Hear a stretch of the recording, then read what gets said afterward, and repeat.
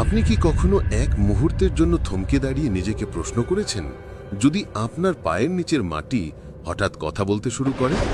যদি পৃথিবীর কণ্ঠস্বর থাকত, সে আপনার সম্পর্কে কি বলতো? সে কি আপনার পক্ষে সাক্ষী দিয়ে আপনাকে রক্ষা করত, নাকি আপনার বিপক্ষে দাঁড়িয়ে সাক্ষ্য দিত? পৃথিবী কি বলতো, হে প্রভু, এই সেই আত্মা যে গভীর রাতে কেবল তোমার ভয়ে কাঁদত? এই সেই ব্যক্তি যে সিজদায় লুটিয়ে পড়ত যখন কেউ তাকে দেখত না? সে কি সাক্ষ্য দিত যে আপনি অন্যের ব্যথা অনুভব করতেন, নাকি সে কোনো অন্ধকার সত্য প্রকাশ করত? সে কি বলতো, আমি দেখেছি যখন এই মানুষটি অন্যের উপর জুলুম করেছে, আমি সেখানে ছিলাম যখন সে কারো মন ভেঙেছে, এবং আমি ছিলাম যখন সে নির্জনে অন্ধকারে তার সৃষ্টিকর্তাকে ভুলে গিয়েছিল। আজ এই মাটি নীরব, আমরা এর উপর হাঁটি, বসি, ঘুমাই, দ্বিতীয়বার চিন্তা না করেই। কিন্তু এমন একদিন আসছে যখন এই মাটি তার নীরবতা ভাঙবে, আর সেদিন মানুষের মুখে বলার মতো কোনো কথাই থাকবে না। আজ যে মাটির উপর আপনি জুতো পায়ে হাঁটছেন, কাল সেই মাটি আপনার বিরুদ্ধে বাদী বা প্রসিকিউটর হয়ে দাঁড়াবে। আল্লাহ তাআলা এই মুহূর্তটির বর্ণনা এভাবে দিয়েছেন, ইযা যুলজিলাতিল আরদু জিলজালাহা, যখন পৃথিবীকে তার চূড়ান্ত প্রকম্পনে প্রকম্পিত করা হবে। একটু ভাবুন সেই মুহূর্তটির কথা। পুরো পৃথিবী থর থর করে কাঁপছে, বিশাল সব পাহাড় ধুলোয় মিশে যাচ্ছে, সমুদ্র ফেটে আগুন বের হচ্ছে, আকাশ ছিঁড়ে যাচ্ছে, এবং পৃথিবীর শেষবারের মতো এক ভয়ঙ্কর চিৎকার দিচ্ছে। সেই চরম বিশৃঙ্খলার মধ্যে মানুষ চিৎকার করে বিভ্রান্তের মতো বলবে, কি হচ্ছে এসব? কিন্তু আমাদের পরিচিত এই জগৎ থেকে কোনো উত্তর আসবে না, কারণ সেই দিন, অর্থাৎ বিচার দিবস বা হাসরের দিন শুরু হয়ে গেছে। পৃথিবী তার বুকে শত শত বছর ধরে লুকিয়ে রাখা সব কিছু উগরে দেবে। যত মানুষকেই মাটি গ্রাস করেছিল তা সে ফিরিয়ে দেবে। মাটির গভীরে চাপা পড়া প্রতিটি গোপন রহস্য ফাঁস হয়ে যাবে। যেমন আয়াতে বলা হয়েছে, ওয়া আখরাজাতিল আরদু আসকালাহা, এবং পৃথিবী তার বোঝা বের করে দেবে। যে কবরগুলো যুগের পর যুগ নীরব ছিল তা ফেটে যাবে। প্রতিটি আত্মাকে তার শরীরে ফিরিয়ে আনা হবে। গোপনে করা প্রতিটি অন্যায়, প্রতিটি ফোঁটা নির্দোষের রক্ত, প্রতিটি না বলা কথা, সব আজ আলোতে চলে আসবে। আতঙ্ক প্রতিটি মানুষকে গ্রাস করবে। তারা আর্তনাদ করে বলবে, ওয়াকালাল ইনসানু মা লাহা, মানুষ বলবে, এর কি হলো? পৃথিবী এমন করছে কেন? সেদিন কোনো ক্ষমতা আপনাকে বাঁচাতে পারবে না। কোনো রাজত্ব, কোনো সম্পদ, কোনো পরিচয় কাজে আসবে না। মানুষ অবাক হয়ে ডানে বামে তাকাবে, কিন্তু মাটি চুপ থাকবে না। সে নিজের কথা বলবে, ইয়াউমা ইযিন তুহাদ্দিসু আখবারাহা, সেদিন সে তার বৃত্তান্ত বর্ণনা করবে। একটু ভাবুন, ঠিক এই মুহূর্তে যে মাটির উপর আপনি দাঁড়িয়ে আছেন, যে রাস্তায় আপনি জীবন কাটিয়েছেন, যে বন্ধ ঘরে আপনি একাভাবে পাপ করেছেন, সবাই কথা বলবে। তারা আপনার বিরুদ্ধে সাক্ষী দেবে। মাটি বলবে, হে রব, এই সেই বন্দা যে তোমার হুকুম অমান্য করেছে। অথবা হয়তো সে বলবে, হে রব, এই সেই বন্দা যে রাতে তোমার কাছে কেঁদেছে, যে তোমার সামনে মাথা নত করেছে, যে তোমার নামে দান করেছে। মাটি মিথ্যা বলতে পারে না, এবং সে ভোলেও না। আপনি যা কিছু করেছেন সব এর মধ্যে রেকর্ড করা আছে। তারপর আল্লাহ বলেন, ইয়াউমা ইযিন ইয়াসদুরুন নাসু আশতাতান লিয়ুরাউ আমালাহুম, সেদিন মানুষ ভিন্ন ভিন্ন দলে বের হবে, যাতে তাদের আমল বা কর্ম তাদেরকে দেখানো যায়। এক সেকেন্ডের জন্য চোখ বন্ধ করে দৃশ্যটি কল্পনা করুন। প্রতিটি মানুষ তাদের আমল নিয়ে একা দাঁড়িয়ে আছে। ফেরেশতারা সাক্ষী দিচ্ছে, আমলনামা আপনার সামনে খোলা, যেখানে আপনার প্রতিটি ভালো এবং প্রতিটি মন্দ কাজ দেখানো হচ্ছে।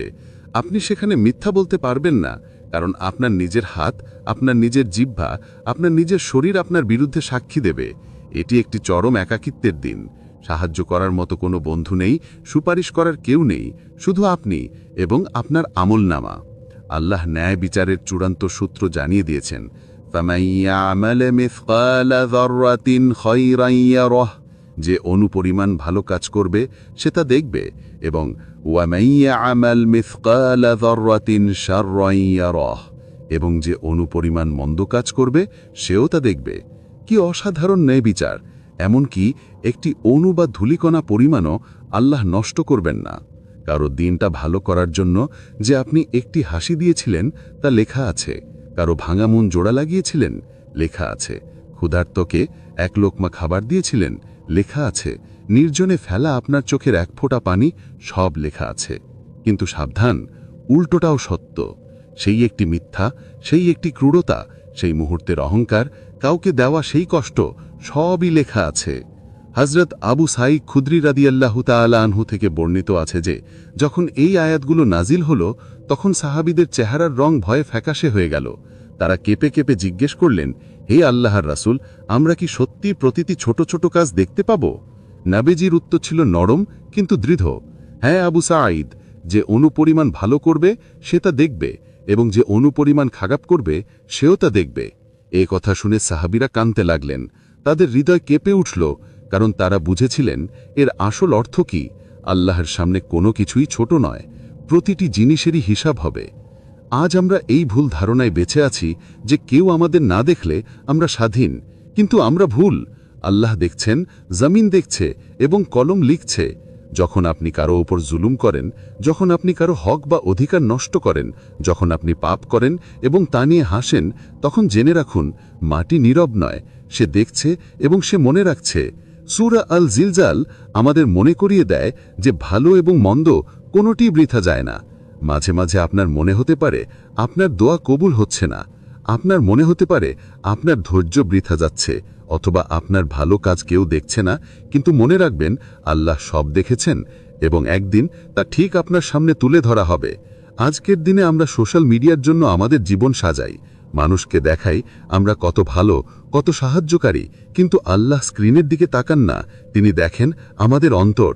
আমরা কি এটা তার জন্য করছি নাকি দুনিয়ার হাততালির জন্য?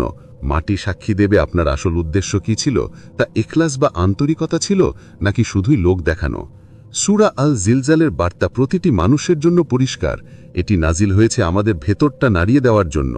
এটি আমাদের মনে করিয়ে দিতে এসেছে যে বিচার দিবস কোনো রূপকথা নয়, এটি এমন এক বাস্তবতা যা ঘটার অপেক্ষায় আছে। সেদিন আপনার কাছে আপনার আমল ছাড়া আর কিছুই থাকবে না, না সম্পদ, না ছেলে মেয়ে, না খ্যাতি, শুধু আপনি এবং আপনি যা করেছিলেন। তাই আমাদের আজই বদলাতে হবে, আজই তওবা করুন। মাটিকে আজই সাক্ষী বানানেই বলে যে, হে প্রভু, এই বন্দা তোমার খুব কাছে ছিল। এই সূরা আমাদের শেখায় যে জীবন ক্ষণস্থায়ী, মাটির নিচে সব ধ্বংস হয়ে যাবে, কিন্তু আপনার আমল চিরকাল থেকে যাবে। যখনই আপনার অন্তর উদাসীন হবে অথবা যখনই কোনো পাপ করা সহজ মনে হবে, নিজেকে বলুন, একদিন এই মাটি কথা বলবে। নিজেকে জিজ্ঞেস করুন, আমি কি চাই সে আমার বিরুদ্ধে কথা বলুক নাকি আমার পক্ষে? দুনিয়া শেষ হয়ে যাবে, ক্ষমতা, টাকা, খ্যাতি সব শেষ হয়ে যাবে, কিন্তু যা থেকে যাবে তা হলো আপনার নিয়ত, আপনার কাজ এবং আপনার অন্তর। নিঃসন্দেহে আল্লাহর ওয়াদা সত্য, অনুপরিমাণ ভালোও দেখা যাবে এবং অনুপরিমাণ মন্দও দেখা যাবে। তাই মাটি কথা বলার আগে নিজের পথ সোজা করুন, নিজের পাপের জন্য অনুতপ্ত হন, নিজের জিহ্বা নিয়ন্ত্রণ করুন এবং নিজের অন্তরকে নরম করুন। কারণ সেদিন আসবে, কোনো শব্দ বা অজুহাত কাজে আসবে না, শুধু মাটি কথা বলবে এবং চূড়ান্ত রায় দেওয়া হবে। এই হল সূরা আল জিলজাল, এমন এক অধ্যায় যা হৃদয়কে নাড়িয়ে দেয়, মানুষের আত্মাকে ঝুম থেকে জাগিয়ে তোলে। যদি এই উপলব্ধি আজ আপনার হৃদয় স্পর্শ করে থাকে, তাহলে একটি কাজ করুন, তওবা করে প্রভুর দিকে ফিরে আসুন এবং তার সাথে সম্পর্কের প্রদীপটি জ্বালিয়ে দিন। কারণ সেদিনটি আসছে যখন মাটি নিজেই কথা বলবে। ভিডিওটি দেখার জন্য ধন্যবাদ। আরও ইসলামিক ভিডিও পেতে দয়া করে কুরআনের পাতায় লাইক, শেয়ার এবং সাবস্ক্রাইব করুন।